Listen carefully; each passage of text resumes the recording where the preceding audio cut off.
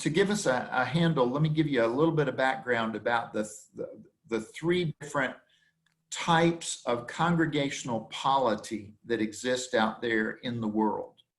The first is congregational, and that you'll find in Baptist traditions.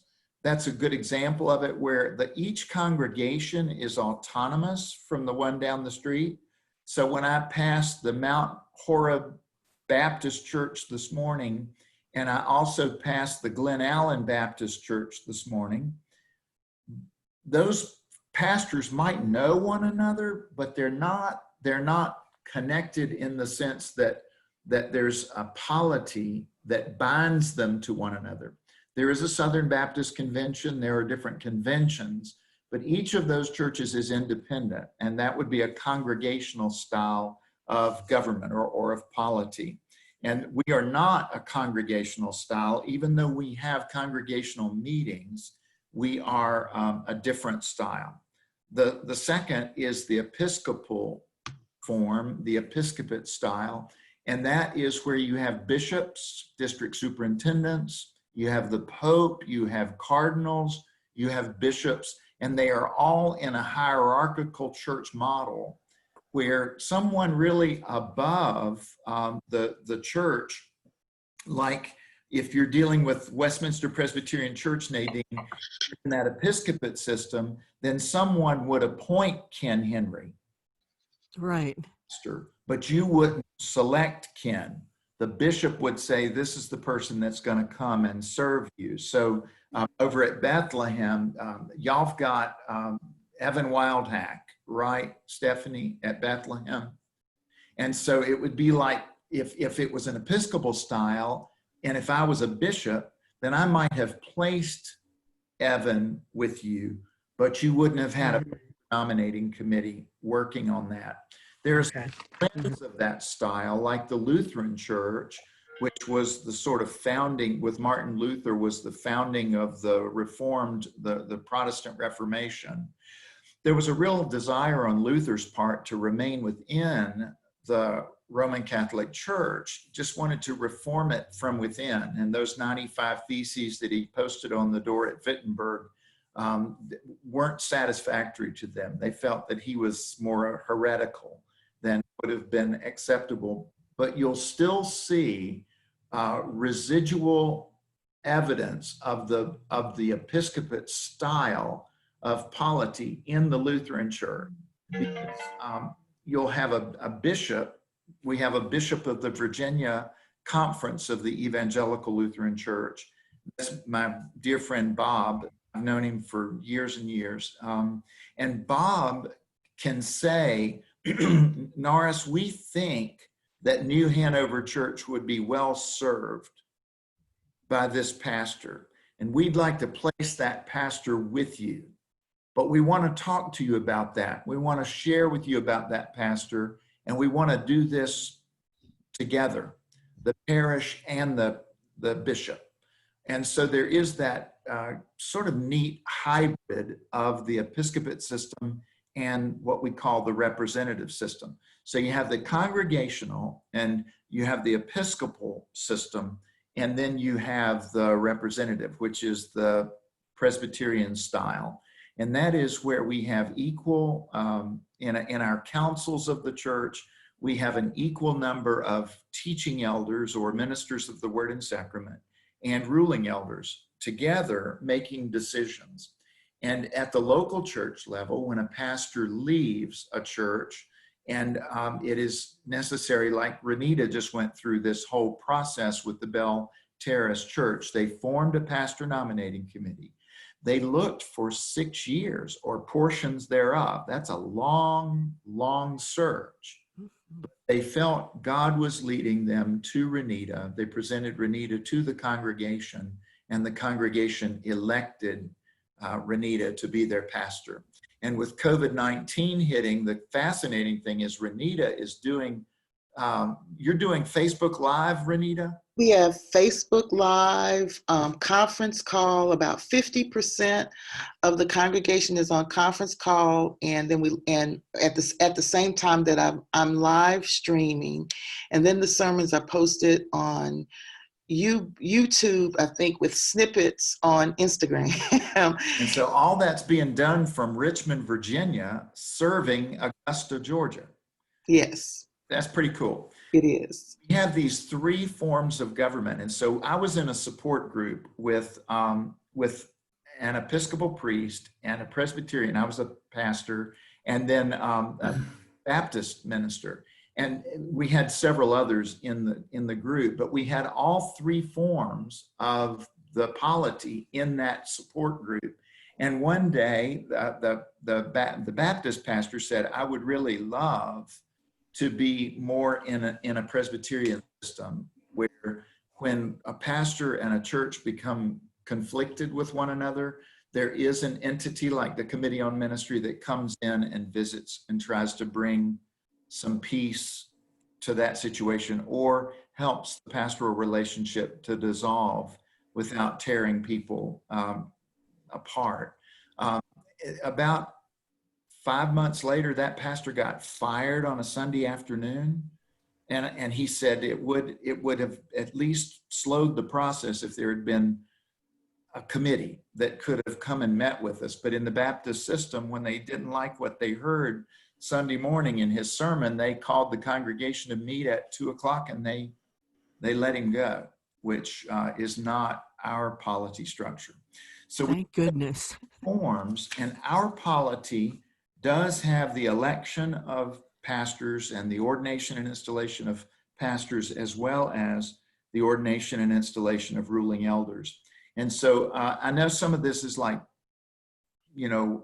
officer training 101, but it's very important to get to grasp this, because our book of order, which is like one of my favorite friends to carry around all the time, and I sent you all copies of this in a PDF today. I keep my PDF real close by because it makes it much easier for me to reference things, but I love having a paper copy of this. And as the stated clerk, having to make rulings about every day for the Presbytery of the James, this is important to have. We update this every couple of years, and this year, because General Assembly is going to have to be done virtually, we've never done a virtual General Assembly. And so we don't know exactly what that's going to look like. But we do know that the 2021-2023 Book of Order will come out sometime next year. But for now, this is the one that we use, and that's the one that I sent to you today. You'll find 4 sections within that Book of Order: the foundations of Presbyterian polity. The second section is the form of government. The third is the worship, the directory for worship. And the fourth is the rules of discipline. And I had never used the rules of discipline until I got into the stated clerk role. And now that I've gotten into this, any day of the week, I can get a complaint brought to me, and I have to form an investigating committee to determine if that complaint is something that warrants further charges against a person. When I was down in Charlotte, my first church that I was in, a minister embezzled $25,000 from his preschool at the church where he was, and built a garage at his house. Probably not a real smart idea. The rules of discipline were used, and the presbytery chose to remove him from that pastorate without pay for a 6-month period, as he had to borrow money to repay the church and to try to get reestablished in a church again after that 6-month period. That's rules of discipline, and I hope, maybe you've had to use it, but I hope you never have to use it as a clerk. But it can happen that the first level, like Phyllis, if somebody came into you and told you in writing that someone at Forest Hill had spread rumors and gossip about them. And they wanted the session to investigate. That is the rules of discipline. D9 will tell you exactly what you have to do. The first thing you're probably going to want to do is call me. Yeah. And say, hey, you told us in that training that I might have to do rules of discipline someday. But if you have rumor and gossip and the person is seeking vindication, then that means that the session is the local council that has to do that investigation or appoint an investigating team to do that research. So we're not going to work on that because that will happen only if you need it. You will call me, okay? Please don't hesitate because I work with you and I'm available for you. The portion that we're particularly interested in our training as clerks of session is the section on foundations as well as the section on government, the G section. And so you have within the foundations those historic principles of church order and the principles of principles of Presbyterian, the foundations of Presbyterian polity, how we, who we believe we are, and Christ, who alone is head of the church. And so I love it in children's sermons. You'll sometimes ask, maybe Bob would say, Robert might say at New Hanover to the children, who is the head of the church? And they might reply, you are, Pastor Robert. He would go, no, Jesus is the head of the church. And the children, sometimes they go, oh man, I should have said Jesus, because that's always the answer with sermons. But Christ is the head of the church. And you are a clerk of session because you are serving Christ. You happen to be, according to the introduction material that I sent you, you are the ecclesiastical officer in the council at the local church level. And so that means that we do lean on our clerks to help to keep good records, to help to maintain good order within the church. When I got this handbook that I got together for you all, the way it started off was to quote from the Book of Order, this very, very intense quote that is now in the second section that's called the Office of Clerk of Session. The first part was the introduction, and it started off, and I just love reading this because this is the way you would have gotten it. This is the very first thing you would have read. Each council shall elect a clerk who shall record the transactions of the council, keep its rolls of membership and attendance, maintain any required registers, preserve its records, and furnish extracts from them when required by another council of the church. Such extracts, verified by the clerk, shall be evidence in any council of the church. The clerk of the session shall be a ruling elder elected by the session for such term as it may determine. That's the way it started. And if my training had started that way, I probably would have walked away from it. So, thank you, but no thank you. What I wanted to say to you is welcome. Welcome to this work. Thank you for what you do. Thank you for serving as a clerk, and several of you have been clerks before. Nadine, Stephanie, you're at the, how many years have you been, or is this are you just starting? I'm just starting on session. This is my first time ever serving. Okay, are you clerk at this moment as well? I am clerk. Mm-hmm. Okay, yes. Good. And Ned, how for many years? Oh, I'm sorry, Stephanie. We elected me as clerk for a year. Okay. But it's a 2-year. Yeah, and you're going to love it so much you'll do it till Jesus comes. I heard nervous laughter. Ned, how many years for you? I think it's 4, could be longer. Okay, long enough that Phyllis was able to see your minutes and go, man. Well, I finally figured out how the minutes should work, so that's why it paid off. Yeah, I did not run a set of sample minutes because I knew I would have on this call several of you that have done minutes, but I'd love for you to share a set of congregational meeting minutes and just not a whole bunch of them, but just give us an example, maybe from your annual meeting, Ned, if you All right. send that out to everybody, just so that we have several examples of a congregational meeting minute. And also just one of your session meeting minutes. Okay, sure, be glad to. I find that really helpful to have the sort of formula, the bones as to how that works. Ashton, this is your first time as a co-clerk? Yes. So this is my second year on serving on session and my first year as a co-clerk. Okay, good. And Norris, Jesus is tugging at your heart, and then Ned is grabbing your arm and pulling. Good, good. Phyllis, how about you? Oops. What's the question? How long have you been a clerk? Oh, okay. I had said that, yeah, or 5, it's at least 5 years, maybe 6. Yeah, I'm just sort of going around to test the experience. Phyllis, as well, would you send a set, just one copy of your congregational meeting minutes, just so that we can have that shared, and a copy of one of your session minutes? Yeah. I love to have examples because when I first started in ministry, I just went and had several sets of minutes from other clerks and realized that it's really good to have some examples. Nate, I would echo Fred, you on that, because what I had before was a sample that I'd gotten in clerk training, but I just learned a lot from looking at other churches' minutes, for ways for tweaking. yeah, it is good. How about Nadine? You've been at 2 years, did you say?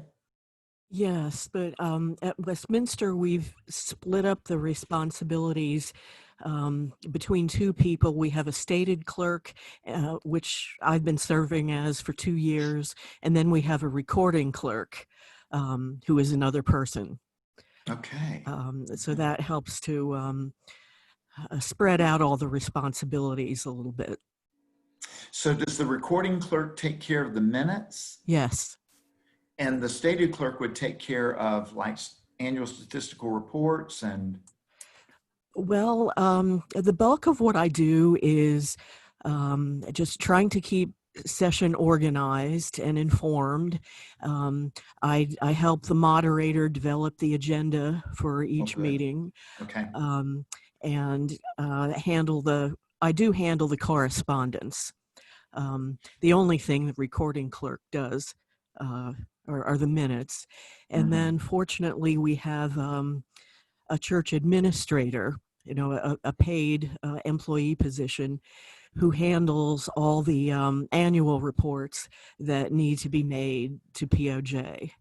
So we've spread out the responsibilities essentially among 3 people, 4 counting the moderator. Good. That's great. Renita, within the U.S.A system, is there someone like a clerk? That would be the president of the council. President of the council. Yes, but not every church necessarily has a council, but the council is what's comparable to the session. Okay. And then there's a president of the council. Yeah. And so you've got, you're learning you can sort of translate that president position over to the clerk of session position and sort of envision it in that way. Yes. The smallest church that I ever dealt with was the Mount Storm Presbyterian Church up on the mountain above Romney, West Virginia. I think there were like 6 members, and 3 of the 6 were on the session. And the youngest clerk I had was 19 years old. She did a really super job. So Ashton, we're super excited that you're in this role. This is good learning. It was really fun because she was 19 and the pastor was from the UCC tradition, Renita, and he used to keeping the keys to the post office box and not letting anybody else have it. He lived down in Romney and she lived up at Mount Storm. So she would go in to get the mail, and the postmistress wouldn't give her the mail because she didn't have the key to the To lockbox. the box. Yeah, and it struck me that a clerk of session wasn't able to get into the mailbox at the post office. That probably wasn't a real good idea. No. I told her, let me work on this. And I called the pastor and I said, I'm going to come by your house today and pick up that key and give it to the clerk. And he said, you can't do that. And I said, just watch me. It's very important to honor our clerks, and I'm very, very grateful for what you do. You'll find in this handbook a lot of details about how you do your work, what kinds of records you need to keep, very important things about the roles that you keep as a clerk. You've got the active member role. You have first of all, the baptized members. Those would be perhaps children or persons who haven't yet made a public profession of faith in Christ. Then you have the active member role, and you have the affiliate role. Interesting case here. Let me ask this of you all just for fun. Some of you understand the affiliate, others, this might be the first time you've heard of it. But we have a person that was claiming to be an affiliate member of one of the churches outside of Charlottesville. And he lives near that church and has lived in that community for over 30 years. And he says that he's not a member there. He's a member at a church about 10 miles away, but that he is an affiliate member at that church near his house. Is that possible? Is it possible? This is Ned. I understood affiliate to be something like if a military officer was stationed temporarily in the Richmond area and wanted to affiliate with our church, we could designate him or her as an affiliate member. I'm not sure about local residents. I would almost say that person was a friend, but I may be wrong. My understanding is, as Ned stated. Yeah. In the Book of Order, whenever you're seeing something like that, I will often say to a person, let me get back to you on that, because I might not know it. I just happen to know this one because the pastor asked me to do a ruling because this person was really making life difficult in the congregational meeting because he didn't agree with the pastor and was taking the pastor on in the congregation. And it struck me that maybe we better figure out what an affiliate member is. Mm-hmm. An affiliate member, like Ned was describing, is military, college, seminary.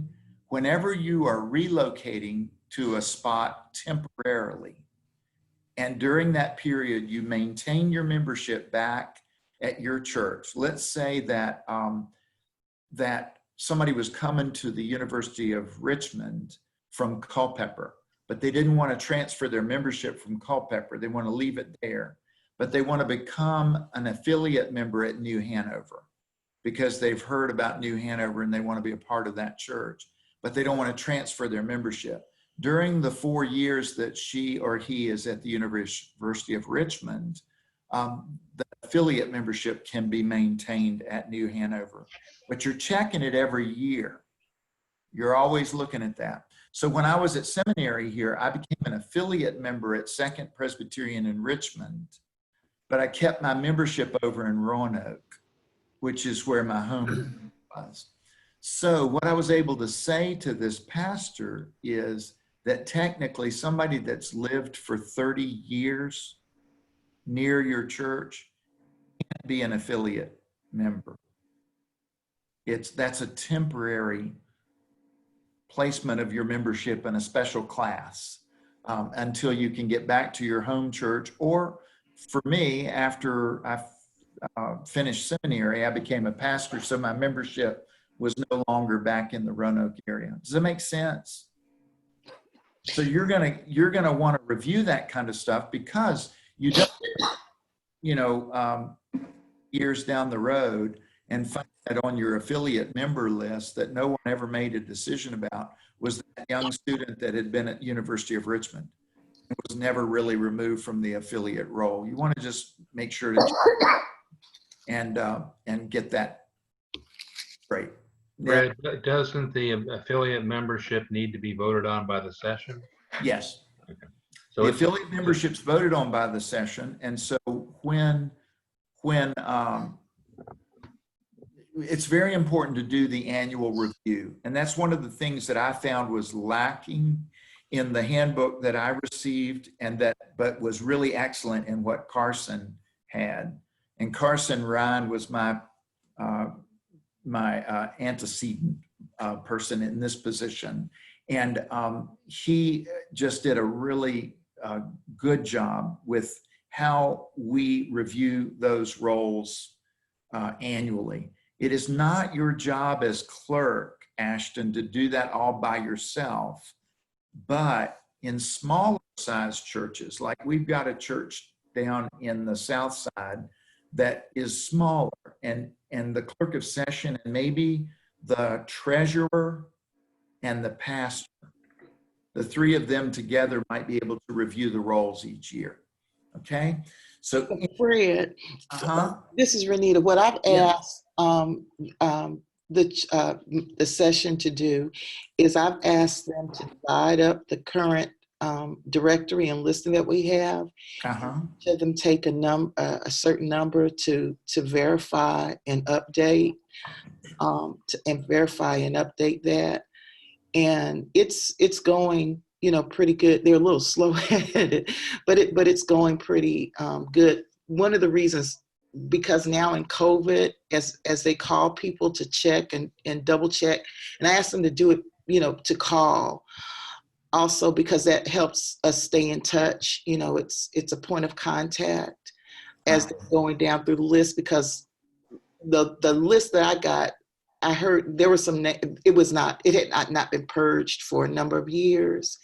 So there were even, deceased members, people who had names of deceased persons, people who had moved on, and that kind of thing. But just a quick question: affiliate members, while they are voted, their acceptance into the congregation is voted on, they're not allowed to vote in congregational meetings. Is that correct? Right. Their membership is back at their home church, so they don't have a vote, but they would certainly have a voice. They could be involved in, making a statement about something that's on the floor of the meeting, but they would not have a vote. Yeah. But that came up recently. Yeah. This is Ned. The distinction between a very strong friend of the church and a member can be fuzzy too, because like in New Hanover, there are 6 or 8 people who are friends, who are more attentive and attend more of the worships than some members. And occasionally, like for example, recently, one of them died, a friend of the church. And when I said on the church rolls, we didn't have any deaths this year, they said, what about so-and-so? And I said, well, they were a friend, not a member. Everybody was surprised. So it's interesting. You have to be very careful about your records and how you're keeping them. And when you find out something like that, like Ned is saying, you try to be very pastoral about that as well. Because sometimes an affiliate member may say, I've been attending here for the last 2 years. I've been coming maybe once every 3 months. I'd like to have my wedding here. And then you're like, okay, what's the policy about weddings? And so it's important the session is always the ones with whom the buck stops. So if you are concerned at all about whether or not that person should be allowed to have her wedding there and she's been an affiliate member, take it to the session. Just don't try to answer it as the clerk. Go ahead and take it to the session and talk about it, because the session may say, well, she's been coming and we've had her over for lunch every time she comes to worship here, and it would be wonderful for her to have her wedding here. And then the session can say, we know the policy says church members, but we're going to allow the affiliate to, and of course, church member usually is an active member. In the Southern system, we used to keep inactive roles. And one of the churches that I went to, the Tinkling Spring Church, back when tinkling didn't mean what it means today. That church was founded in 1740, and they started to make their inactive role, I think, in 1741, because there were 760 names on that inactive roll in a 400-member church. And there were people that felt that I should have spent my entire ministry going out and visiting those inactive families. It really wasn't going to lead to an increase in their activity level. But it was good to meet a number of them, but I just couldn't base my whole ministry on seeing them. And Fred, this is Ned, Yeah. just to help Norris or maybe some others. You have real members of the church, formal members. The fact that some of your formal members do not show up very often does not make them inactive. This title inactive refers to, and correct me if I'm wrong, Fred, the decision by the session to move somebody from the active role to the inactive role. So, and there's a shading there. We have some members who don't show up very often, and somebody will say, well, they're inactive. And I'll say, no, they're not inactive, they're just not involved. That inactive takes a proactive vote of the session to move somebody from the active roles to the inactive roles. And by the way, the clarification of who has which status is one of the things we've had to spend a lot of time on. And we've set it up in our database to be as clear as we can as to who is in which category. Well, Fred, this is Phyllis. Uh-huh. There's also, that comes into play, it's always been done that way at the church. Mm-hmm. So when I got involved first, it was done this way, that the minister and the church administrative assistant went through the printed church directory and made tweaks to it. And then when I was elected clerk, then the minister reported that to me. And when he wrote descriptions of committee responsibilities, it was written as a worship and member care committee responsibility. So I have been in that, shall we call it a gray zone. Of course, I have to do the year-end statistical report, and I have to declare quorums, and all of that's very important for the facts of who's actually a member or not. So for instance, a specific question is, we have 2 members I can think of off the top of my head who choose to remain as members of Forest Hill, but they live in North Carolina. And they might come see us once or twice a year, but they have not moved their church membership and have chosen not to. So then quorum, declaring a quorum, include them, not include them. And then an issue of the past was, if you have a homebound member who is homebound, they can't physically come to make up a quorum. So some of that can be addressed by, I would guess, congregational rules, but I couldn't tell you what an official declaration of a POJ stated clerk would be about both of those matters. I just know how it was handled locally.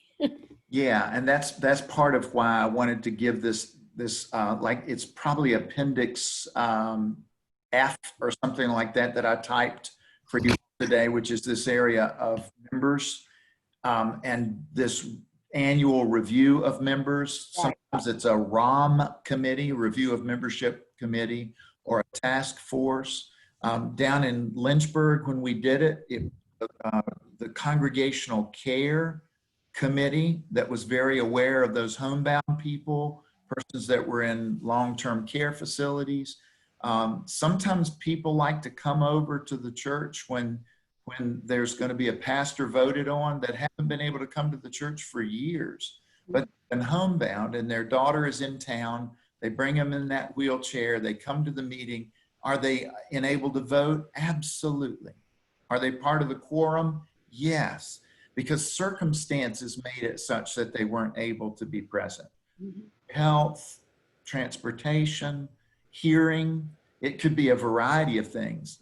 Can they vote by proxy? Can you carry a ballot over there in the afternoon and have them vote? No, we don't do proxy voting. However, we've never had COVID-19. So we have a situation right now where the church has decided that they probably will allow proxy voting in order to feel that they've gotten everybody covered in communicating about this pastor coming. So there's, and I said to them, you know, the Book of Order wasn't written with COVID-19 in mind. I think the best of, you know, when a family is there from North Carolina and has chosen not to move their membership, that is their choice. We want them to find a church home in the North Carolina area, but if they've not been able to find it, then they will maintain their membership. Sometimes I know there's a ruling elder at the Ginner Park Church whose membership is at a church outside of Richmond on the west side. That's where he's always had his membership. And he loves being a member there, but he lives right within walking distance of Ginner Park. So he likes to attend the Ginner Park Church. Realizing these securities today, I just saw somebody try to get into the meeting that I didn't recognize, and they weren't any of you. I've got everybody accounted for, so I did not let anybody in. If somebody calls you in a minute and says that they were trying to get in, let me know. Ned, were you aware of anybody trying to join us? No, I suspect it's a different religion trying to sneak into our meeting. Right. Okay.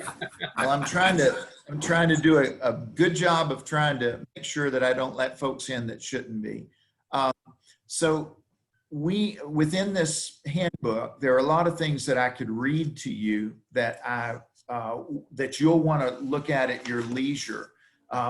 What I do want to say, though, is at the very beginning, I like to share this introduction piece, and that is, welcome to the office of Clerk of Session. You have assumed the role of chief ecclesiastical officer of your corporation, of your congregation. That was a Freudian slip. Your congregation. This is a big title, and it is an equally big responsibility. Together with the moderator of the session, you plan the meetings of the session, report all communications that are received, either mail, email, etc., as they relate to the session in the congregation, and you record. You record. Now, I've had different ways in which people record, literally. I've had a person that brought in a small sort of dictaphone. He sat on the table, and he would take minutes by hand, but this clerk also liked to have this little small recorder there. I've had folks do it on a cell phone now because they're able to record using the cell phone, and they just tell people, I'm going to set my phone here. I've got it plugged up, and I'm going to go ahead and get a recording because I do better with the minutes if I have that to refresh my memory. I don't know what works best for you. What's been the tradition at Culpeper? Ashton? So we have always had the clerk type up the minutes, kind of just as much as, so the clerk before me, her name was Deanne, and she would always just type everything that she heard, and then she would go back and revise her minutes. We only had 2 session meetings where stated session meetings other than like the COVID-19 kind of emergency meeting that we have. So I haven't typed up a lot of minutes yet, but I've done the same thing so far. Do you find it helpful to have a laptop with you in the meeting? Yes, I just bring my laptop and I go, like when we have the agenda, I usually type out the kind of the general outline of the meeting and then do text boxes that I just fill in as I go through the meeting. Okay, cool. Others? Well, this is Phyllis. I worked for professional individual membership associations at the state and national level for over 30 years. And in all those roles, I was CEO or COO, but I don't attend a meeting without taking notes. It's just the way I listen. I'm a visual learner. So it's a natural, I take notes during worship services. So it's a natural thing for me to take notes. But in years that I thought I was going to strive to be more efficient and type the minutes as I went, I found myself getting hung up on a spelling error or something. So it just works better for me. I handwrite them, but I took shorthand stuff, so I have the ability of doing that. And all these, 30, 40 years of taking minutes. So it's works better for me to just take notes by hand and then type them later. This is Ned. I take the Word version of the agenda and spread it out so there are blank areas after each key item, and that's where I take my notes about that item. And then I try to get to the typing up of the minutes within a couple of days so that it's fresh in my memory. Yeah. Okay. I've taken minutes for I think like 2 or 3 meetings, and I take the agenda as well, and I have it open on my laptop, and I'll just insert my notes. But I also like to have a hard copy too, because I like to jot things down too, just for sometimes Word with formatting. So Good. Nadine, what works for you? Well, I've had to stand in for our recording clerk a number of times, and I'm pretty old school, so I take handwritten notes during the meeting, and then either right after the meeting or in the next couple of days, I will type them up. I have a desktop computer at home, and so I do what others do. I take the agenda in Word and spread it out, and then record the details within that format. That seems to work. Hey, Fred, this is Ned. Yeah. What occurs to me is there are times when something comes up on our agenda that is somewhat arcane that I may or may not have fully understood. So after I draft the minutes, sometimes I'll send that paragraph to the right person. I say, did I capture exactly what you were proposing, or something like that, so that I can get some clarification on something I might not have understood correctly. I'd rather have it correct in the draft than to go to show the draft to the full session and have somebody say, that's not right, here's such and such. Yeah. Good. One of the things that I do, because I clerk the Committee on Ministry here, and I also do the trustees and the communications and coordination team, is with the Committee on Ministry, Franklin, who's the assistant to the stated clerk, takes the docket and does that expanded version, puts at least a double space, if not a triple space, in between each item, which gives me space to write in the notes. A challenge that I have is I get so intrigued by how people are thinking and how they're sharing and reflecting and discerning that I can get lost in that. And then I'll think, oh, I know these minutes well. I'll just set them aside and I'll go do my family vacation. And I'll come back to it after that. And I get back and I go, oh no. What did this cryptic note mean here? Oh goodness. Or, I forgot to record the time that the meeting finished. Or I was so intrigued by Brittany's sharing of the devotional during Committee on Ministry, I forgot to write down the scripture passage. And I was like, okay, I should do that better next time. And I don't know that I do it, well all the time, but I try to write down a quick note that will help me to remember. And then one of the good things with Committee on Ministry is I have about 4 persons that I send it out to. Ned, maybe it's the paragraph related to that person, but I have 4 out of the group of 15 that I send it out to look at it and do a preliminary review. Yeah. And then they send it back. As a pastor, I have always offered to my clerk to look at the minutes if that would be helpful. And 100% of the clerks of session have said, yes, we'd like for you to look at it because you were moderating that meeting, and we'd like for you to look it through before we send it out.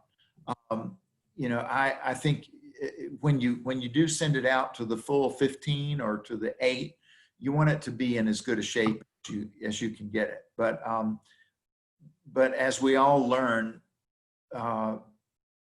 we hear things differently. And so what do you record in minutes? Is it like a novel? Or is it like a short story? Or is it like I'd say a news story. report? That's actually a good question, because I've known some people who take minutes and just record the action items, period. Other people will do longer expository. Here's the thinking about this item. They thought about this and this and this, and here's the final vote. So it really depends, Fred, on the style that somebody has. I tend to be a little more expository, just for the record, so somebody could look back 6 months from now and say, oh, that's what they were thinking. But it's okay in some cases just to have the motion and the action. Others? Yes, like Ned, I try to find a middle ground. No need to write a novel, but sometimes a little bit of the discussion as well as the action in the record is helpful. Mm-hmm.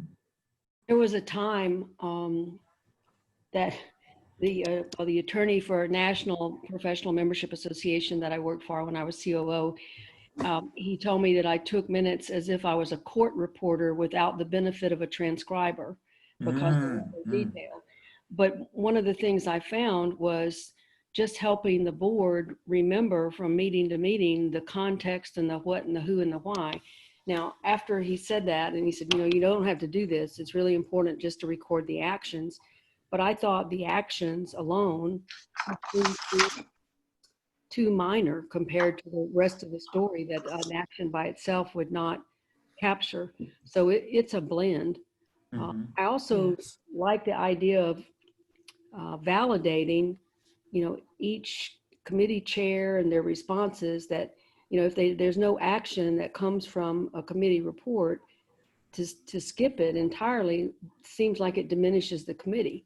And it's just that what they're working on hasn't resulted yet in a recommendation for sessions consideration. So I guess you might call that political, but it just seems to validate them that they're doing stuff. It just hasn't yet showed up as a recommendation. Mm-hmm. Others? I like the idea of the blend. That works well for me. And I read, when I was writing the history of Massanutten Conference Center, I read 3,000 pages of minutes. Oh my gosh. Trustees of the center. And had they had somebody just recording the actions, it would have been the most boring history in the world.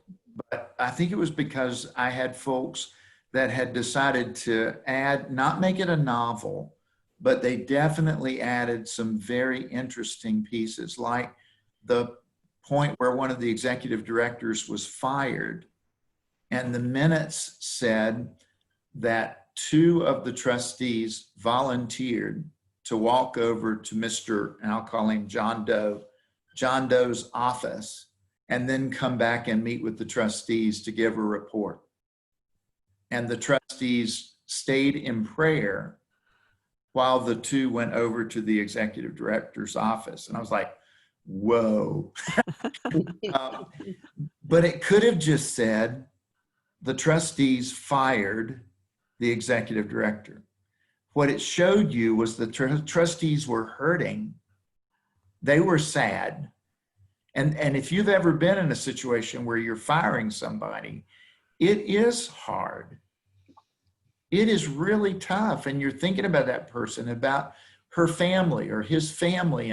But you're also thinking about the institution, the organization you're a part of, and you can't let it run so long. I became known as one of the nicest firers in all of Rockingham County, Virginia, because people would leave my office hugging me when I was firing them. I was like, but I didn't, my heart broke, but I also knew that Massanetta couldn't take another day of that person being in its employ. But the minutes that year said the trustees remained in prayer as the two representatives went over to speak to the executive director. Now you're going to want to go read that history and find out who that person was. But the fact is that I like a blend. I like a little bit of that combination. If you give me just the action, then I don't think humans were doing it. But if you give me the novel, then I'm going to fall asleep by page 3. So I want to make sure I get a good blend of that. I would suggest that you do that. What we do here oftentimes is we will bold the word approved. I will bold the word motion. I learned that probably from Carson, and I like it. So I'll say, this discussion occurred and then motion. Actually, it should be the motion and then discussion. But in today's world, there isn't as much of a dependence on Robert's rules as there was when I first started ministry. There's a very strong emphasis on consensus building and trying to find out how do we feel. And Phyllis, this is what I like about the fact that when a committee doesn't have a report, but they don't have any action, but they've got a few things they want to report. One of the neat things that I saw in the material that I prepared for today was a sample agenda of a session meeting on page 14, where the 5th item in is narration. I had never run across that. Maybe you've used it. But the idea is that you start your meeting with the call to order, declaration of a quorum present, an opening devotion and prayer, the approval of the agenda, and the minutes of the stated meeting of, and whatever the last meeting was.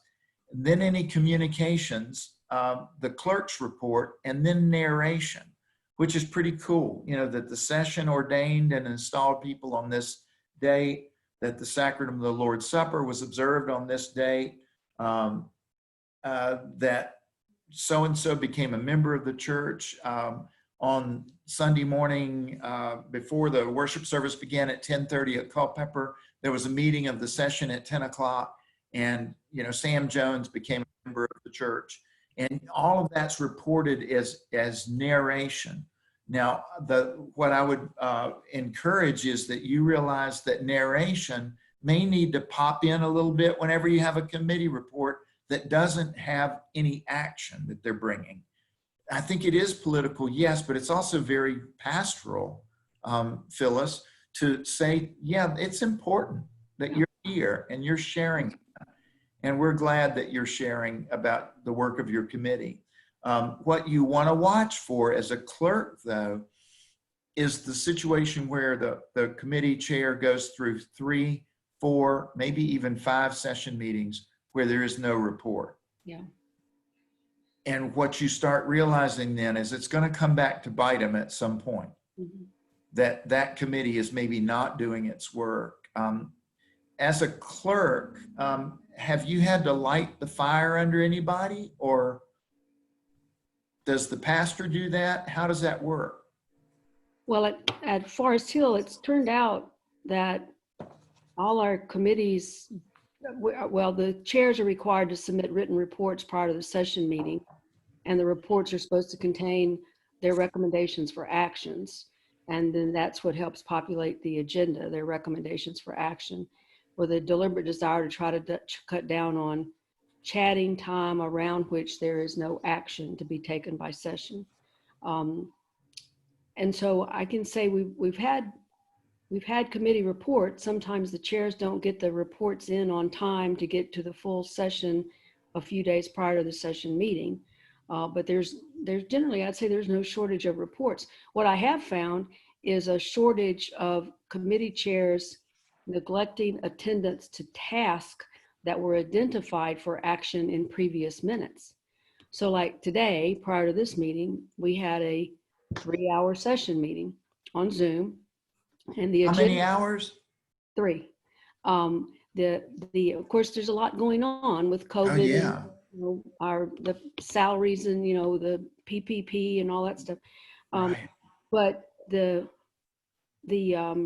thing the agenda itself is like 1.5 pages.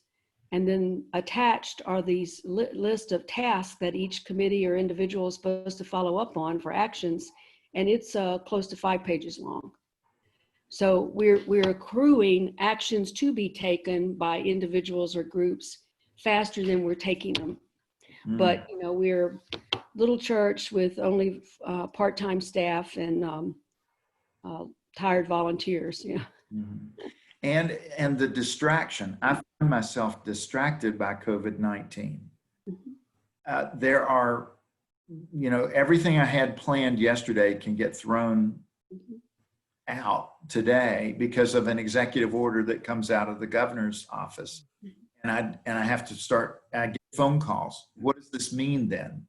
Do we stay closed past May 8th? Do we stay closed till June 10th? What if I have children in my house? What if I have grandchildren? Should we go back to church before September? Should we plan to just not be in church at all through 2021? Do you know when COVID is going to be over? That's Well, a huge discussion today was the fact that our normal process is for our new class of officers to assume their responsibilities July 1st. So that backs up in January. The nominating committee is elected at the congregational meeting. A normal process is, in April, the nominating committee report is to be presented at the congregational meeting, which was scheduled for today, which has been postponed till May 17th because running behind on getting nominees, that hadn't taken. That was okay. We have a wiggle room in there. April, okay. But today, the concern is people are so caught up in COVID that they're not wanting to make a decision of whether they would serve as a new officer of the organization. And so today, the session finally decided to postpone expectation of the nominating committee report till June, and that the new officers are elected would actually start September 1. Yeah. And I got a request about I don't know, maybe a month ago from one of the churches saying, what do we do if we cannot ordain our folks, but June the 1st is the date that the new class starts? And we did elect them in February. We've done all their training, but what do we do if we can't get them ordained? And I made a ruling, and the stated clerk, J. Herbert Nelson, says to me, Fred, just make a ruling. If people don't like it, they can appeal it. So the ruling I made, which is really crazy wild, is they start June 1st. They'll be ordained in their hearts by God.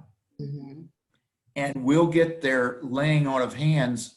Yeah. And if we have to do it at social distancing, we might have to put the hand on the end of a little 6-foot rock. Yeah. Tap it over onto Stephanie's shoulder and hold it onto her shoulder. But that's right. We'll figure out a way to do it. But I even thought about it earlier. Look at what this would mean. Yeah. At the moment of the prayer, and Renita, you and Nadine may not be able to see it, but I've got my hand over the camera.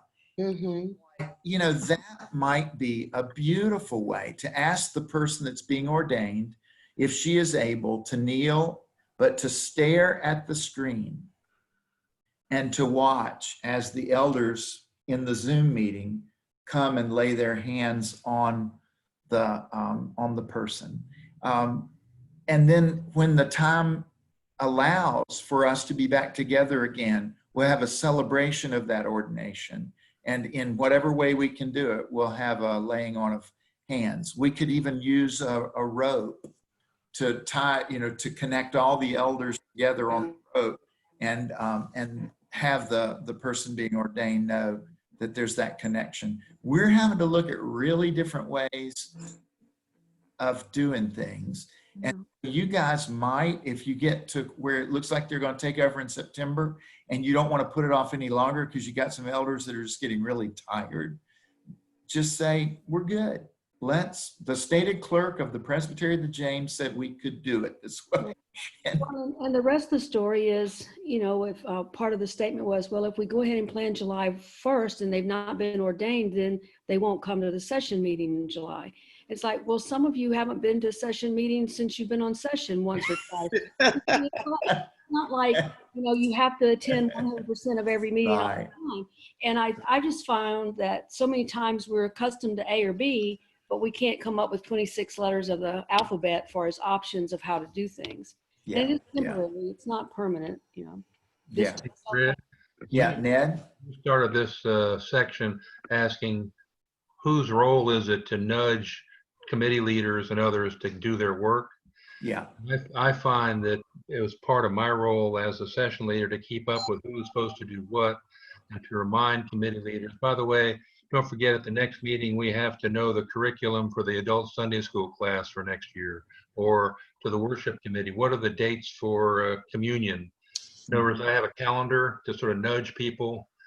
But also I'd like to say in our agenda, there are actually two separate sections. In addition to the committee work, which focuses on some of the details, there's some overarching issues which aren't related to a specific committee. In our case, as you know, we've been moving toward incorporation. We've been trying to sell some real estate. These are not things which fall to a specific operating committee.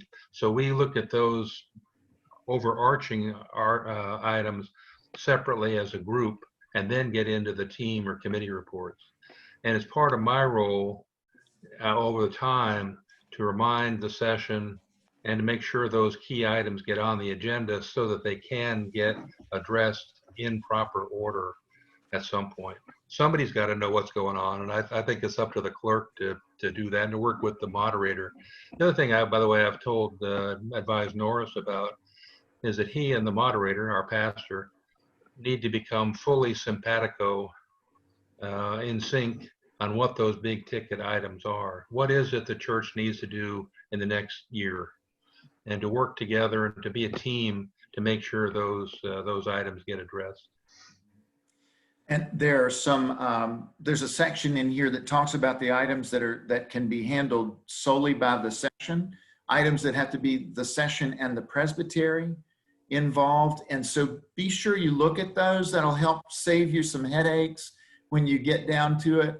Some of the churches were exempt from, when reunion occurred, they exempted themselves from the new section on property.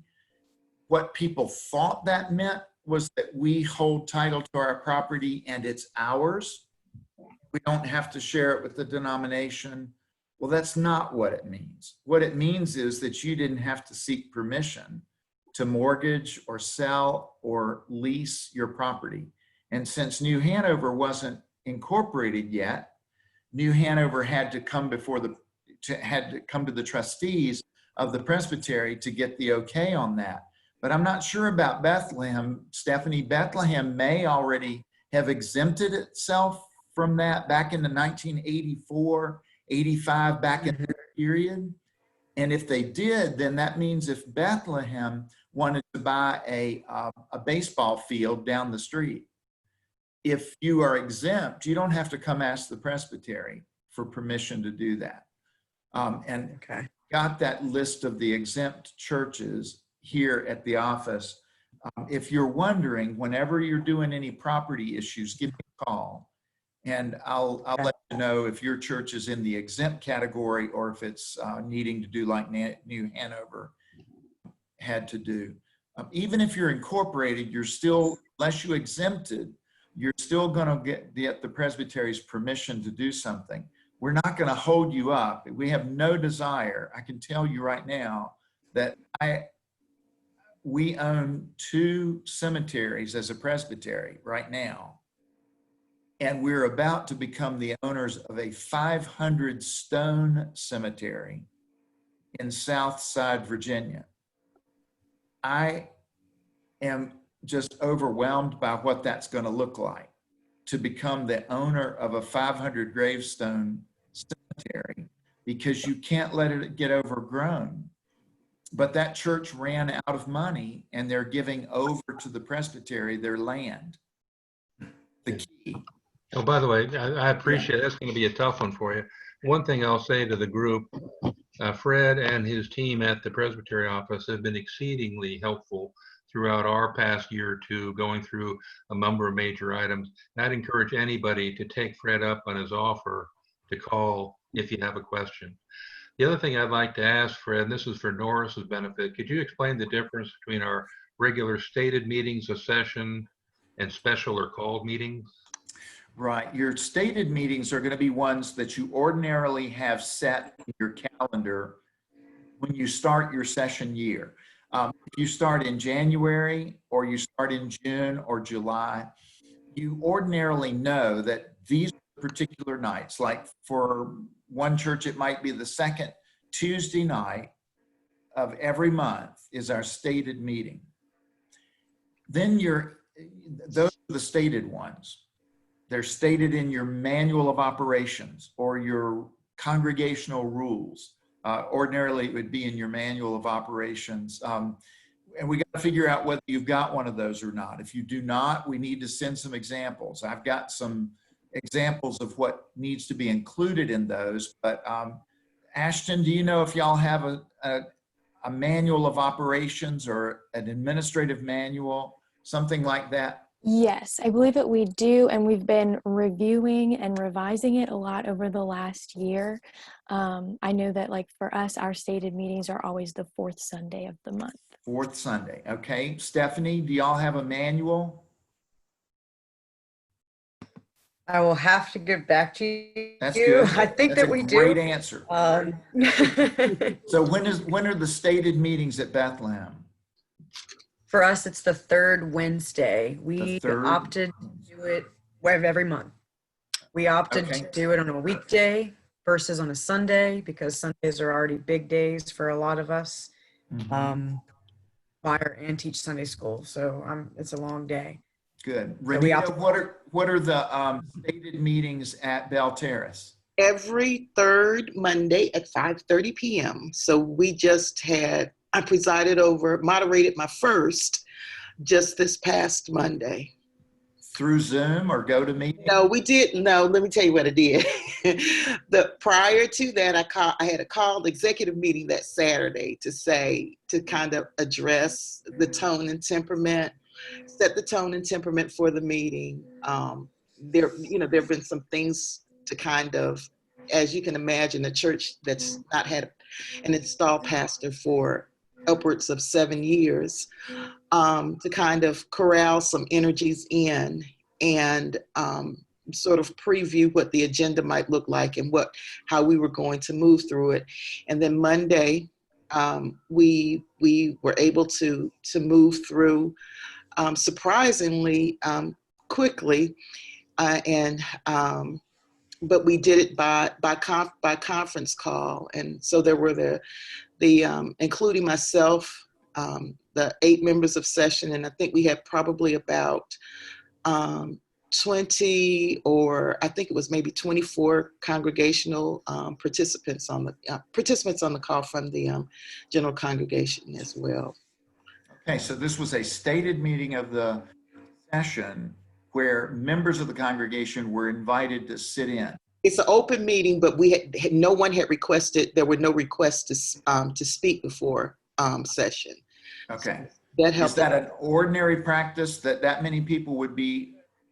I had asked that question. I asked what was typical, and they told me yes, that typical that the congregation does typically sit in, maybe not quite that many. I'm sure that there were some past elders, some past members of session and some past clerks of session perhaps, Yeah, were interested in how I might moderate, and they tuned in just to see how it would go. So they told me that it was slightly higher than perhaps it would have been, but that yes, typically there is a representative show of the congregation on the stated meeting, for the stated meeting, even when there has not been a request to speak before session.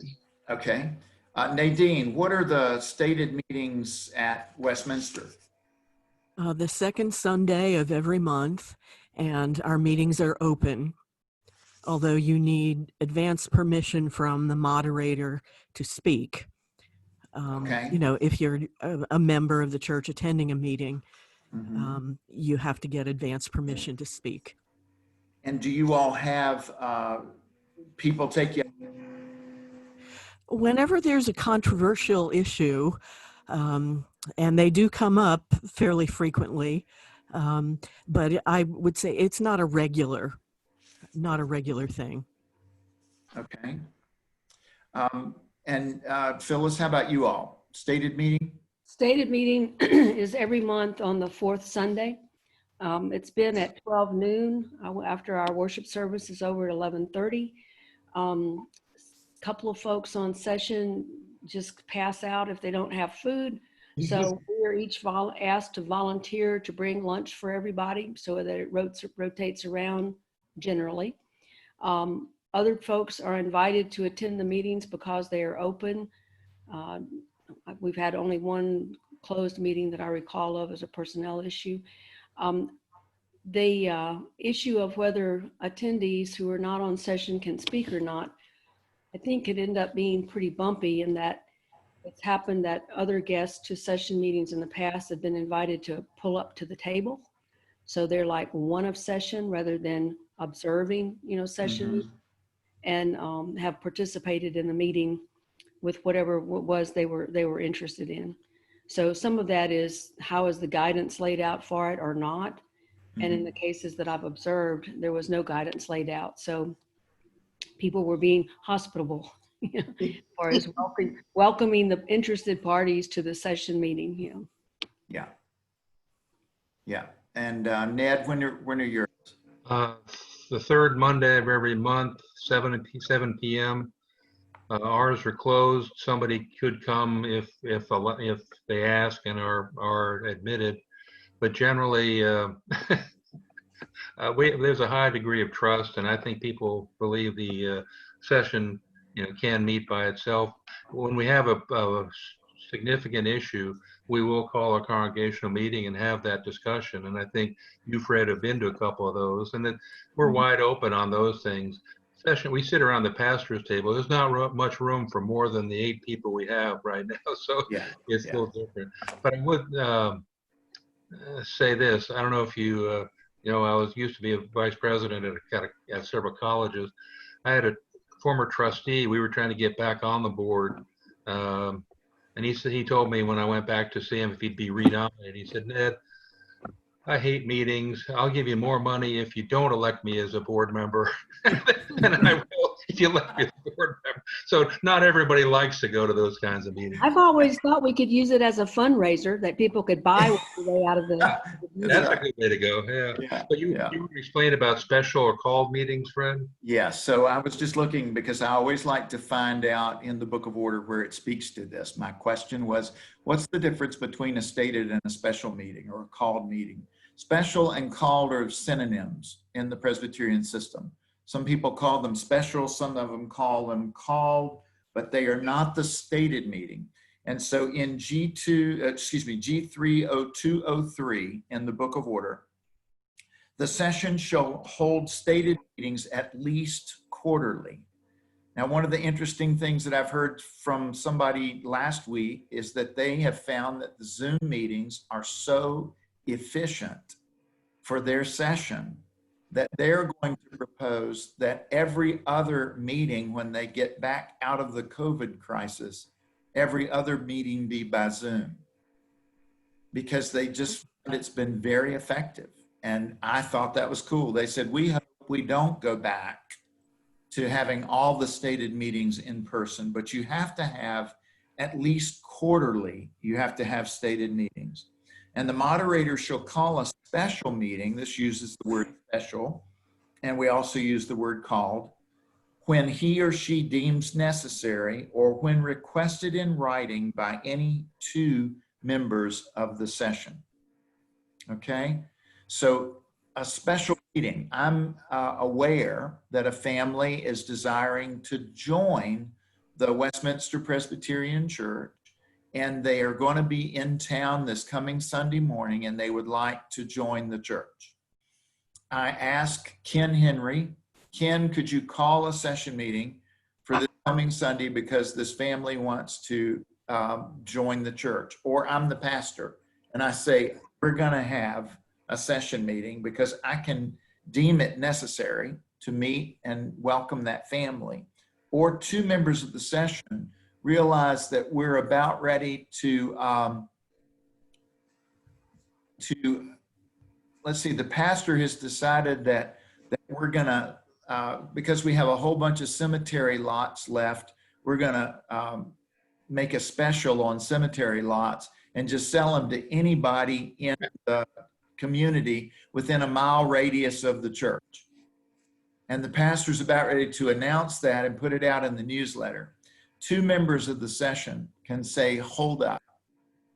We're requesting that a special meeting of the session be held for this next Sunday morning to talk about our cemetery policy. And the pastor says, but I already have the article ready. And you say, well, we're going to save you a lot of headache by having this meeting. Don't you print that article? And two members of the session or the moderator can call a special meeting. The difference between those two is the business to be transacted at special meetings shall be limited to the items specifically listed in the call for that meeting. The meeting was for the purpose of talking about the cemetery policy. And then you're at that meeting and you're talking about it and you come to a really good conclusion that we need to docket this for our stated meeting because we only had 70% of our elders here and we all need to be present. This is a really good thing to talk about. Let's docket that for later. And then somebody says, hey, I'd like for us to do the Lord's Supper this coming Sunday.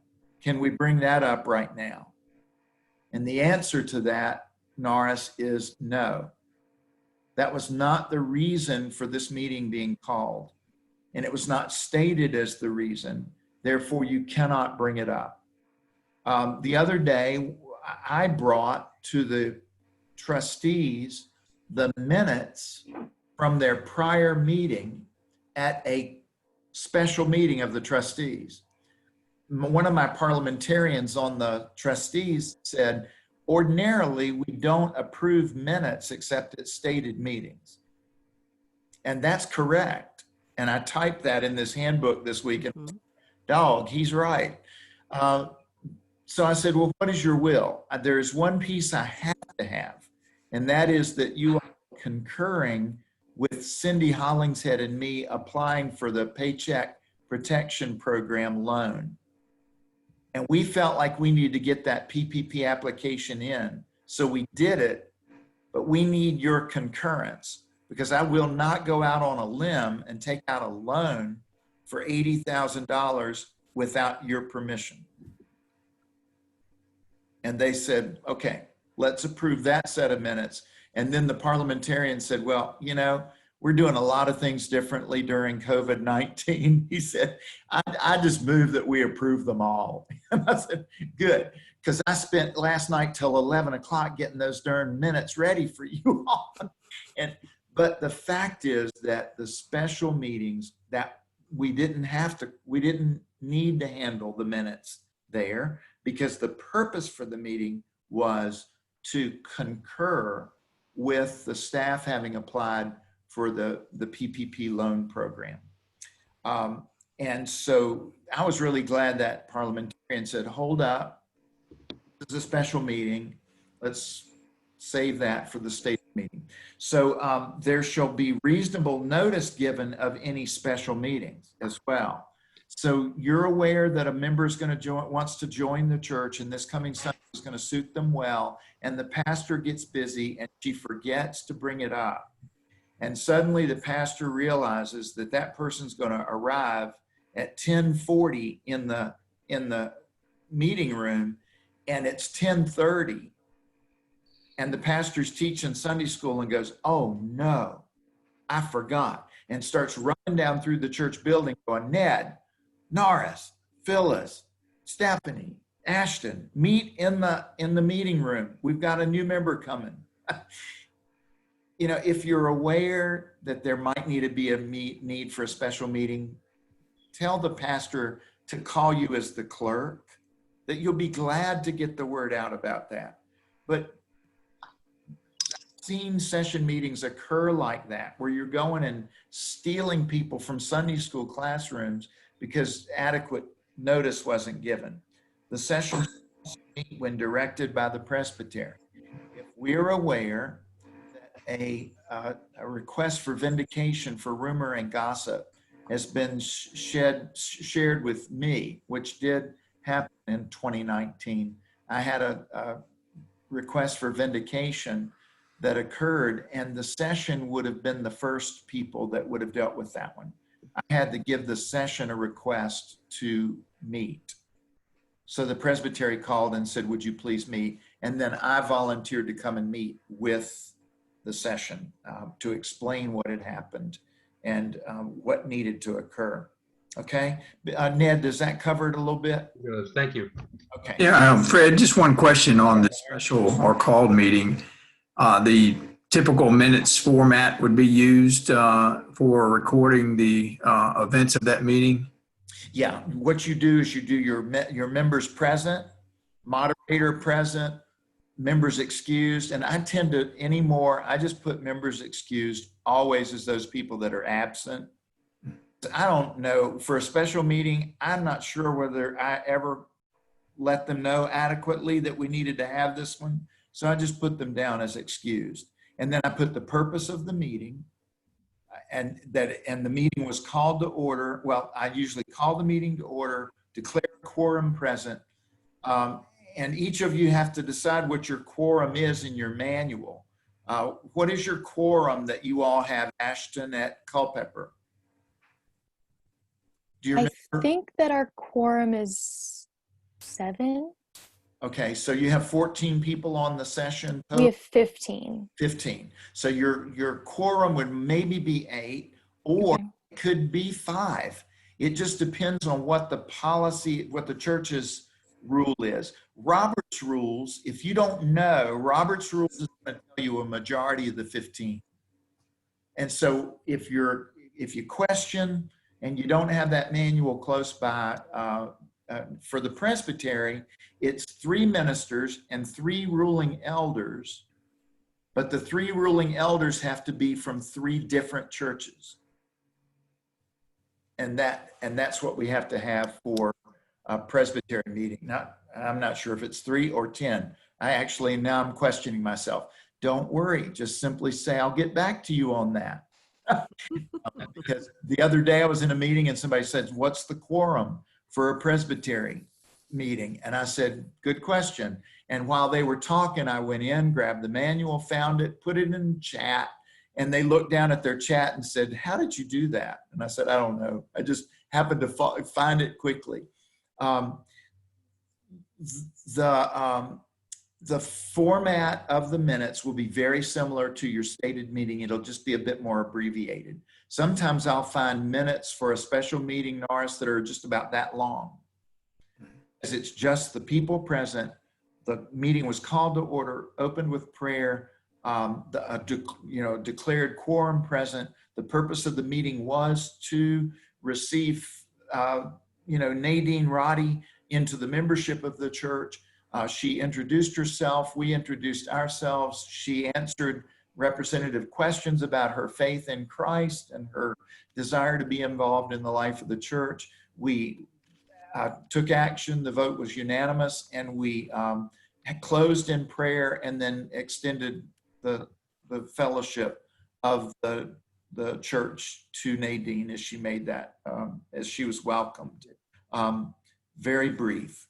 And I would say the called or special meeting minutes also have to be brought to the next session meeting for final approval. Yes, they do. Yeah, they do have to come on through. And that's the other thing. You'll see electronic meetings in this handbook. The 11th edition of Robert's Rules, it was so exciting when it came out because it had this section on electronic meetings. You can have an electronic meeting of the I mean, of the session, just like we're having right now, and it is oral. You're able to hear it, and it's oral. You're able to speak it. Then it is a meeting. It's great. You will want to make sure to bring those minutes to the next meeting session.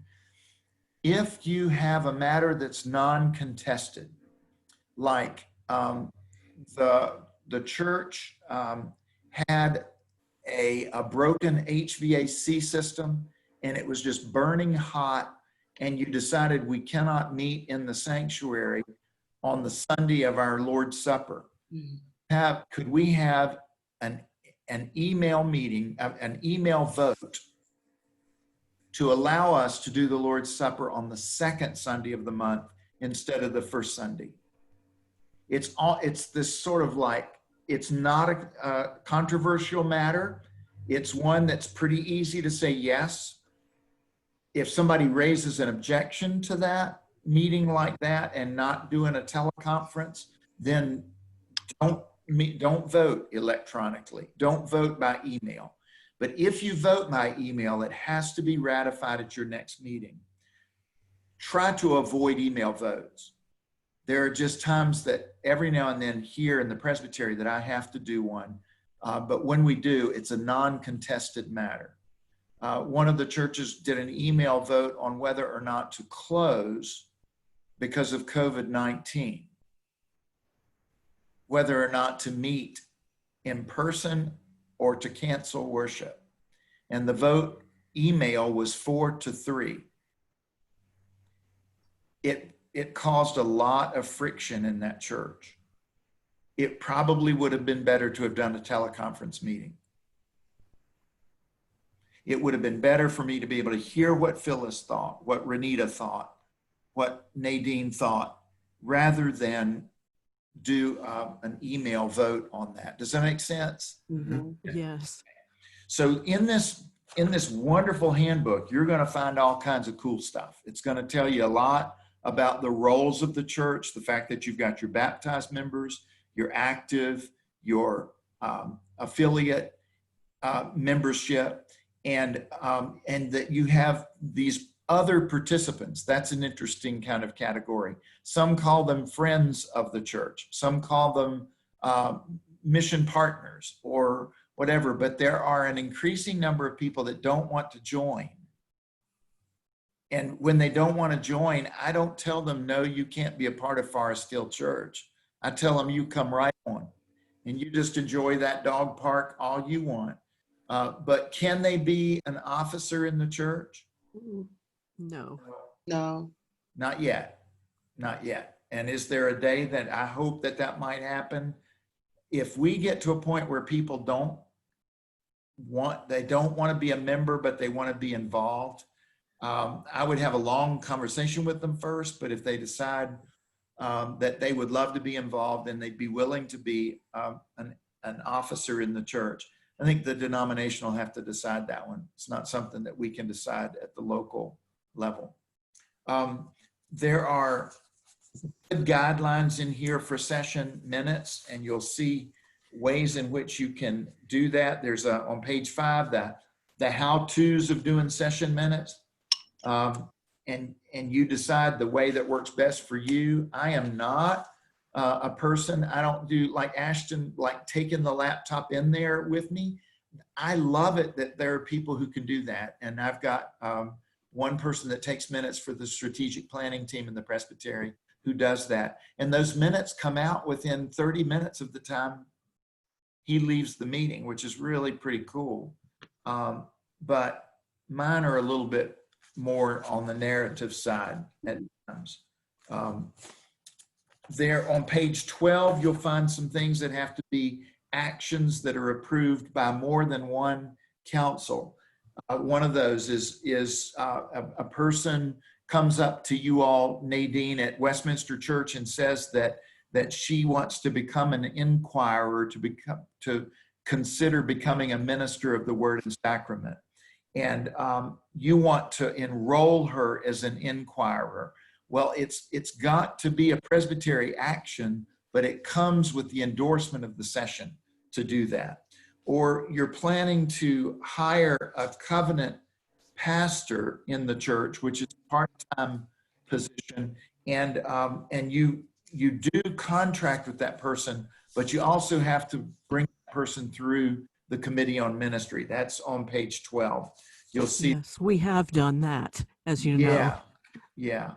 So it's important to know that you'll enter into contracts with people, but if they are ministers of the Word and Sacrament, or they are persons who are with us, like Renita was, through the formula of agreement, which is a technical term, but it's Appendix B in the back of the Book of Order. It's the ELC, the Evangelical Lutheran Church, the Reformed Church in America, the United Church of Christ, and the Presbyterian Church, U.S.A. These four denominations allow us to share ministers amongst each other. So I could go over to a UCC church and do the Lord's Supper. I could serve there as a pastor, and I'm fully accepted there. That's pretty cool. It's something that we've come up with that has been a real good way in which we can honor some of the other Reformed denominations that are so similar to us. Page 13 is my contact information, because you can get in touch with me. I did not put my cell phone, I did put my cell there. I do not mind if you call my cell. Stephanie, if you have a question sometime and you need to call my cell phone, it's okay. I work with the clerks. I'm your stated clerk, and I want to help with that. I'll be available. Page 14 gives you a sample of a session meeting. I like the idea of the narration in there. Thought that was pretty cool to sort of give the session opportunity to talk about some things that might be coming up. The Robert's Rules of Order, the 11th edition, talked a lot about discerning and seeking consensus. But what I was interested in today in this guide, I think we sent out a guide to some of you. This piece that came out to some of you, Ned and Norris, will send that out to you all as well. Phyllis, I don't know if we got it out to you in time. Yeah. You have one from when Chris and you were meeting with me. So it's that same guide to parliamentary procedure. I love parliamentary procedure. I love the fact that it is becoming more focused on consensus building, but that works in a room of 15 people. It does not work in a room of 500 people. When you are dealing with a whole bunch of people, you have got to use Roberts pretty tightly, because folks will feel that they have not been able to be heard if they are not allowed to approach a microphone and express that they are for or against a motion that is on the floor. In the parliamentary PowerPoint that you'll see, you'll notice a cake that's in there. It's just one of the cute things that I've always used, is that layer cake is always allowed in parliamentary procedure, but never a 4-layer cake. 3-layer is all that, without people becoming confused. So you have your main motion, which is the first layer. You can amend the main motion. So the way I say it is, we're going to get apples for all the teachers. The amendment to the main motion is that I would like to amend the motion to say that we get red delicious apples for all of the teachers. And if I get a second, I'll speak to that. So the person starts speaking to why they think red delicious is great. And then someone says, but I like the new Pink Lady apples better than red delicious. The red delicious is sort of boring. Pink Lady are so much better. And so the person decides that they want to amend the amendment by moving that it be Pink Lady apples instead of red delicious. And then somebody says, okay, I'm just getting really tired of the apples. Let's just, I move that we get oranges. Okay, so there's that 4th level. It's not allowed. So what you say as a moderator is, we can only do 3 layers. We got a first deal. Do you want the Pink Lady over the red delicious? Okay, it gets amended. It becomes the Pink Lady. Then Pink Lady is the specific apple we have, and the main motion gets amended, and then we're back to it and everybody says, there's an apple intolerance in our part of Virginia. So we're not going to buy any at all. And you say, okay, so you're just going to vote against the main motion. That's what you want to do. Well, what if I want to move that we not get apples? Then vote against the main motion. That's one of the things that I got caught on early on in ministry, was that somebody made a motion that we not do something, when in fact he should have just simply voted against the motion that was on the floor. So I've learned not to do that. Appendix B is going to be what people are going to look at when they read your minutes. So if you want to know what they're watching for, and Phyllis, y'all just went through this. Yeah. These are the new 2020 set of these items that they're looking for in the minutes when they do a session review of your session minutes. Okay? I find it's really helpful to know how these annual reviews of membership occur. And so I typed up Appendix C for you this morning.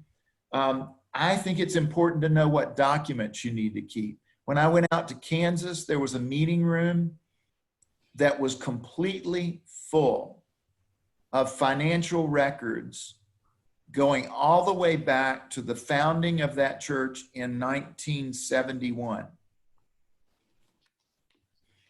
And it had the invoices for the pest control company from 1971.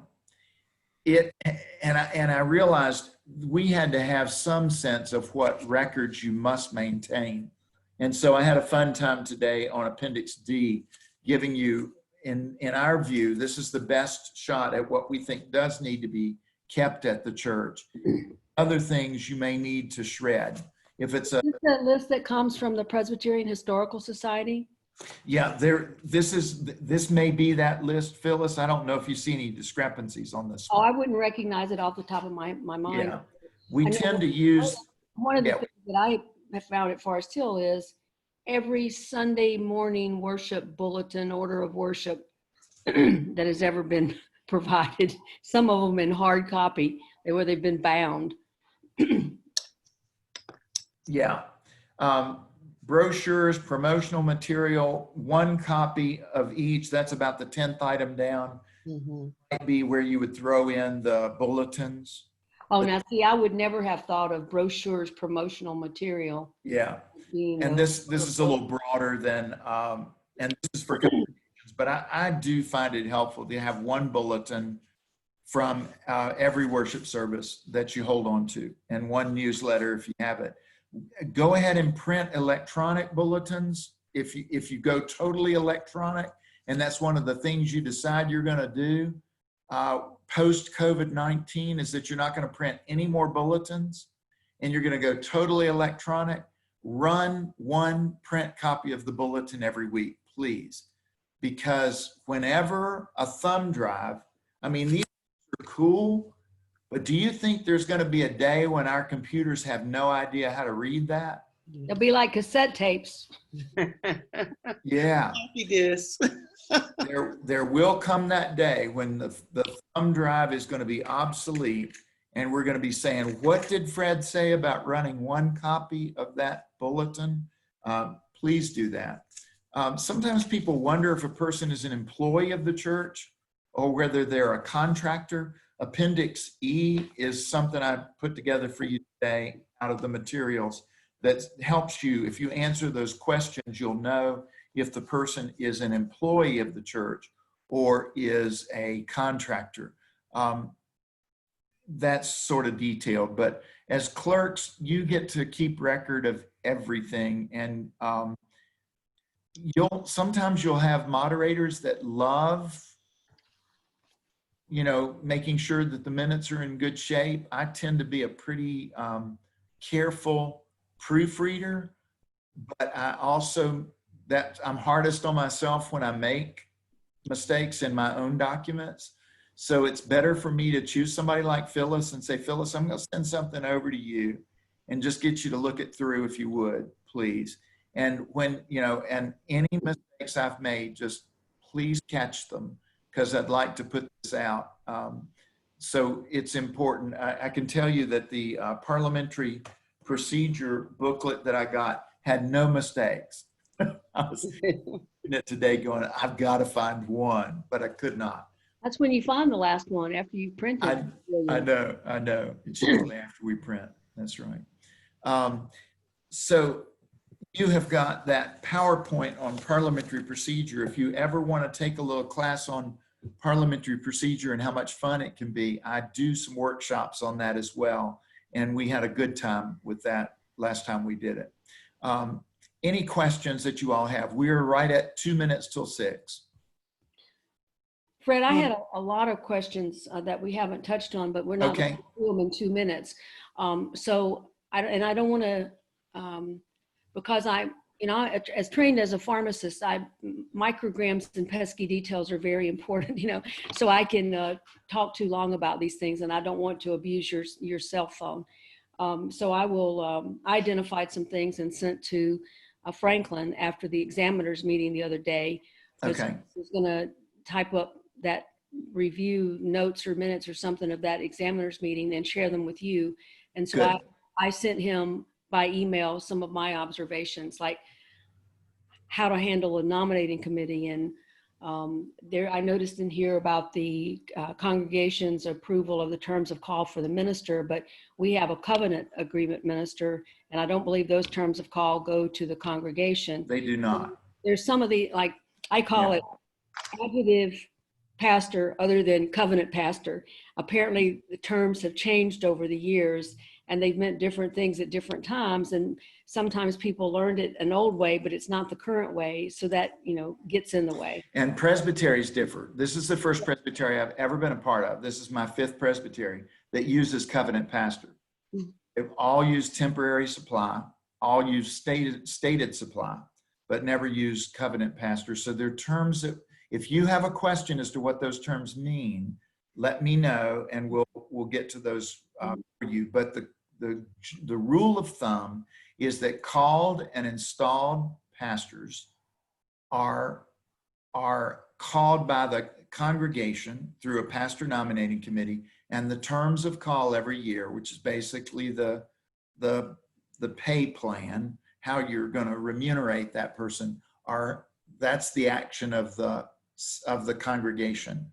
The budget itself is a sessional action. So that's important to keep in mind. But a covenant pastor or an interim pastor or a parish associate, those are all contracts with the session, and they do not come to the congregation for approval. Yeah, so that's what I thought. But like this handbook makes reference to terms of call, going to the congregation. So you've got those nuances of adjectives in front of the noun pastor, and then I noticed that there was well, the terms of call are going to go to the pastor. The contract, the covenant, anyway, there are some technical things back in the back section when it talks about the items that have to come before the presbytery and the session. It's those items, the terms of call have to come through, and the contracts when it's a minister. Okay, Phyllis, you can send me more of those questions, and I'll when I respond to Phyllis, I'll copy you all on that as well. I think I lost. Okay. I had a question. Stephanie? I know as clerk, we forward communications from the presbytery.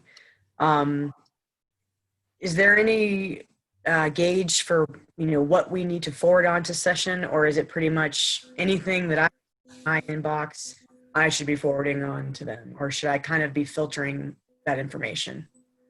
Go ahead and filter it, Stephanie. Just if you have questions, ask Ken if he thinks y'all should send it on through, and go ahead and get that, or ask Lynn or Dorothy. I like transparency, but I don't like to overwhelm people.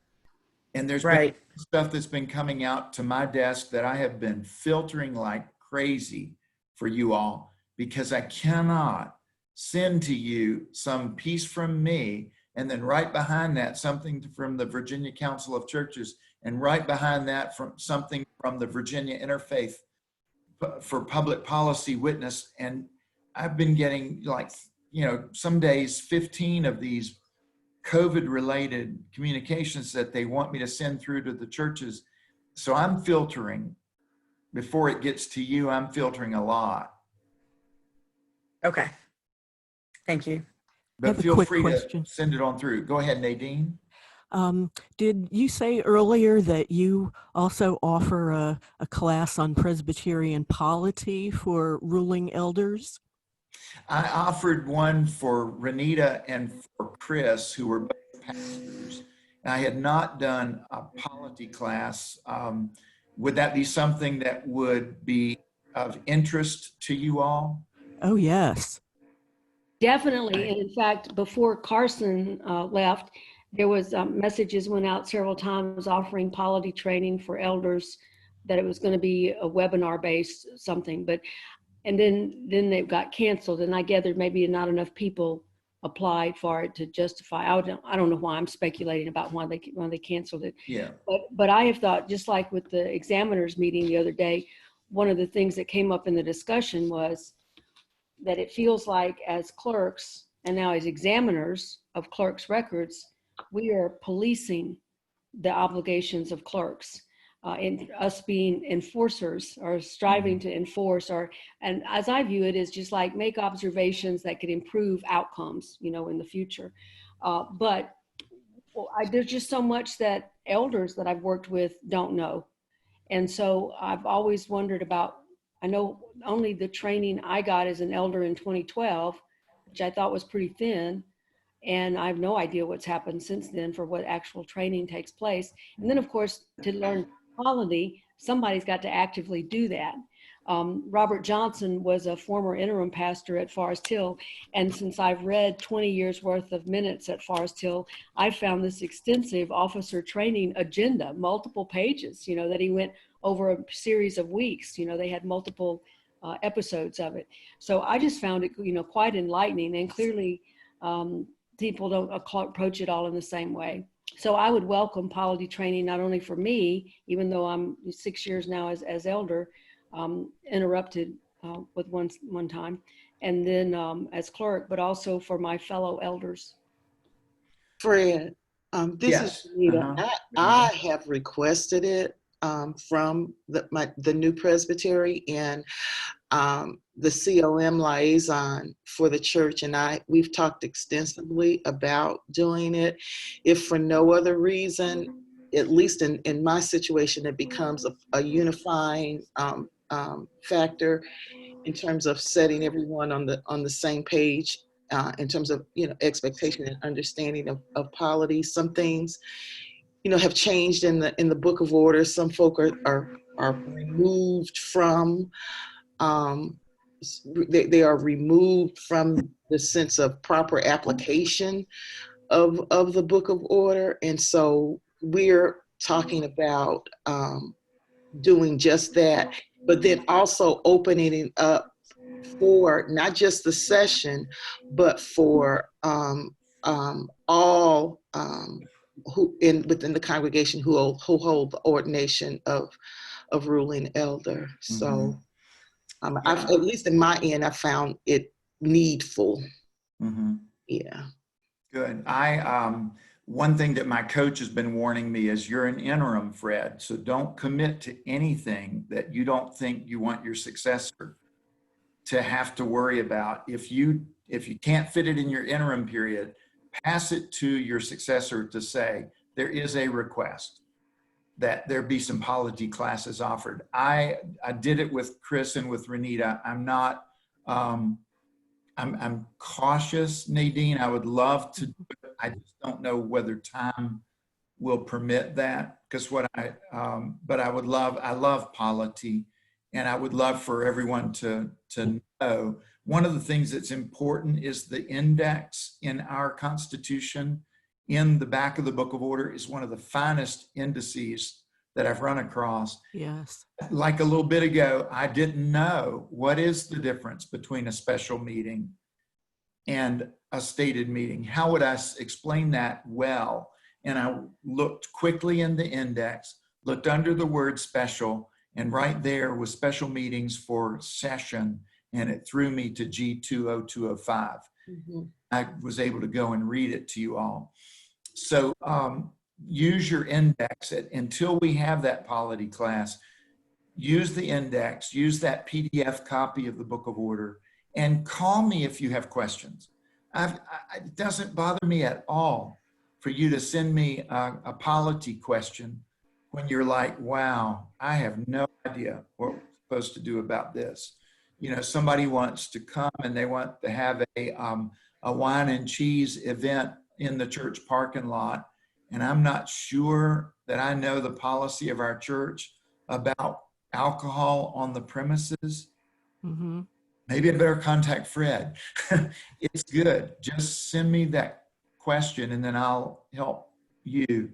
You know, we can't overrule what a session says, but like one of the churches recently has renovated their gymnasium, and the gymnasium is separated from the rest of the church property. You actually walk across the yard to get to the gym. And they wondered, is there any kind of an alcohol policy, use of alcohol on any church premises that we could look at? And I had borrowed the one for Montreat Conference Center when I was at Massanetta. So I asked the executive at Massanetta to send me a copy. Actually, I asked his assistant to send me a copy of the alcohol use policy, and sent it over to this pastor and clerk of session at that church. And they were greatly helped by that. So, Great. yeah. When does your interim period expire? That's a good question. I think the understanding that I had was that it'd be somewhere between 3 and 4 years. And COVID-19 has encouraged everybody to really take their time. Don't go rushing into a search process right now when we don't know what the role of a person is going to be as we try to get back into the new normal. So right now, I would see myself, Nadine, being here for another, probably another year. But if the presbytery is ready to do its search and have that person by January 1st of 2021, I'm all in. I'll be 65 in September, and I'm fine with whenever the presbytery's not needing me anymore. But while I'm here, I want to be of help. So if we thought we could do, you know, a couple of polity sessions together, I might be open to doing that, but might pull somebody in, like, you know, one of our clerks of session to do it with me that might have been doing some polity training in her church during officer training classes or something like that, so that we could do that together. That sounds great. Other questions? Okay. Please don't hesitate to contact me. Once you've read through this material, if anything is unclear, ask. No question is silly. I'm so grateful that you are serving. I realized when I got here, when I took a clerk of session out for coffee one time, I was driving home thinking, that's part of what my interim work is. I'm working with the pastors and with the clerks of session. I'm not sure that I'm going to get to work with members in churches as much, but I do work with you and I work for you, and I would love to be available to you. Okay? Well, we appreciate all you do. I'm glad Thank to. you. Amen. Glad and to do it. Amen. Amen and So- amen and amen to that.